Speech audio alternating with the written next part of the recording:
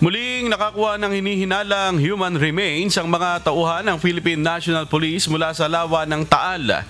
Ayon kay PNP spokesperson Police Brigadier General Jean Pajardo, nakuha ang mga buto sa nakalipas na 2 araw na pagsasagawa ng search and retrieval operation kaugnay ng kaso ng mga nawawalang sabungero. Isa sa ilalim ito sa masusing pagsusuri upang matukoy kung tunay na labi nga ito ng tao. Sinabi ni Pajardo na kapag nakumpirma, ito ay isa sa ilalim sa DNA cross-matching gamit ang mga isinumiteng sample ng mga kaanak ng mga nawawalang sabungero.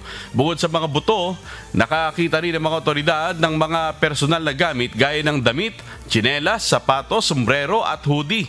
Hinimok ng PNP ang publiko lalo na ang mga may nawawalang kaanak na makipag-ugnayan sa pinakamalapit na himpilan ng pulisya kung sa tingin nila ay posibleng kaugnayan ng kanilang mahal sa buhay ang mga natagpuang gamit.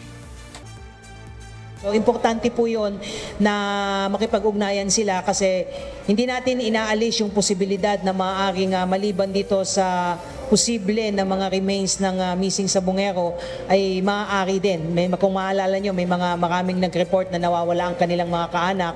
So importante din na makipag-ugnayan po sila sa atin para ma-identify po nila kasi kung ako naman yung isang kaanak, kapatid ko, asawa ko, kapatid ko na familiar sa akin itong kasuotan na ito at nawawala ay pwede po silang magbigay voluntarily ng kanilang DNA para ma-cross match po.